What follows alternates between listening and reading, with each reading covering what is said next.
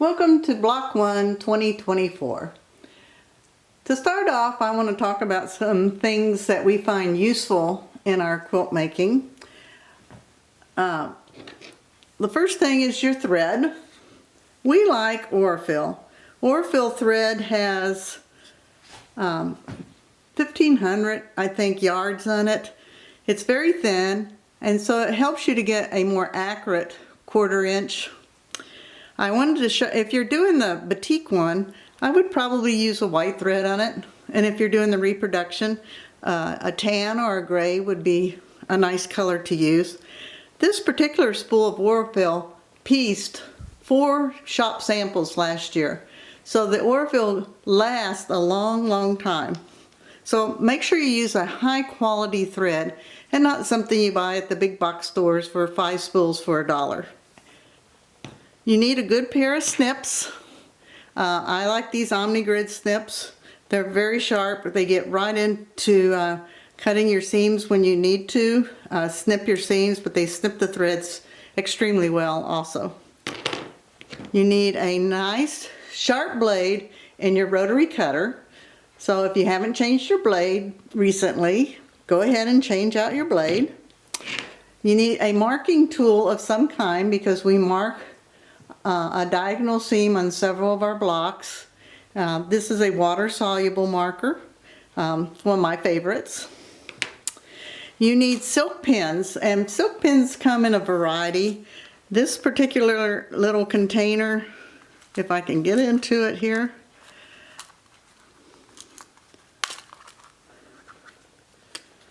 are blue and yellow pins. They're 0.5 millimeter for silk pins. I like these because when I drop them on the floor I can see them. But if you look at my little frog thread catcher here, these are all the variety of silk pins that I have. I have the blue and yellow. I have the clear yellow and blue that a lot of people like. I have long pink ones. They come in a variety of lengths and a variety of tops, but you want to make sure when you get silk head pins that you get them that have a glass head. Then you can touch your iron to them and it doesn't melt. You don't want a plastic head on them.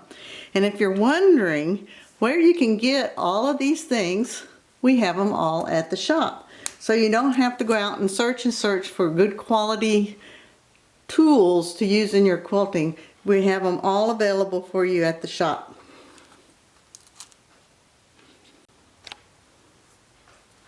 The last thing you're going to make sure you need is the Block Lock 6.5 inch square up ruler. I'll talk more about that on Block 3, but all of our blocks, half square triangles, are slightly oversized, and this will help you to trim them up perfectly. But we won't need that till Block 3. So this first 4 months this year, we're going to be making log cabin blocks, and they're all 4 going to be the same because they form the 4 corners around the center of the block, center of the quilt. So you're going to be starting with the 2 squares, and you're going to sew those together, and then you're going to press that seam away from the corner white square. You'll notice this year I'm making mine out of the batik colors. So if you're doing the reproduction, it's the same process, it's just different colors.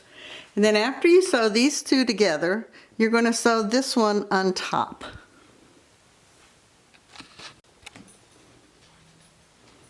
In making this log cabin, all the pieces are cut to size. That means after you finish making the first round, which is the white square and the 2 yellow ones, when you have it in a square configuration again, that should measure 4.5.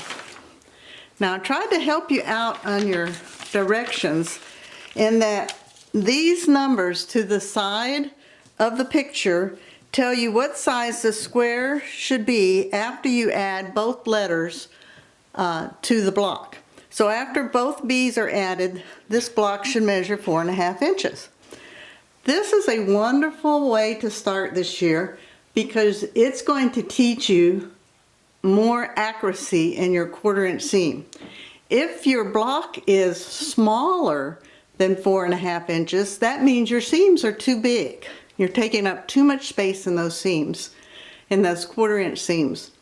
If your block comes out too big, that means you do not have an accurate 1/4 inch either. Your seams are too small. You need to make a hair bigger seam to get closer to your 1/4 inch. So my block is a perfect 4.5. I hope so. So with the block lock ruler, I can put it here, and you can see here's the 4 inch, so it's right on the 4 and right on the 1/2 inch, so it's a 4.5 inch. We cut all of our logs to the right size, so when I get ready to add the next piece, which is this 4.5 inch strip, it should fit perfectly. Well, let's turn this, yeah. It should fit perfectly to the block. And then after this seam is taken, it will now be 2.5 inches bigger, so this 6.5 will fit perfectly on the top. So I just wanted you to know that these numbers to the right of the block are what the block should measure after you add both letters of one fabric. So after both these are added, it should measure 8.5. After both E's are added, it should measure 10.5. And when you have the F's added, you finish the block, and they should be 12.5 inch, a 12.5 inch block. So we're going to make this block 4 times.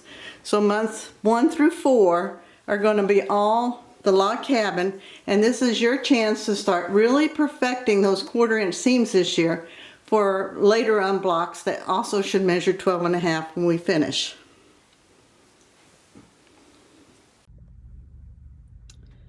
Here you have a finished block, and I want to make sure that all your seams are pressed away from the center square, so everything's pressed away from the center square.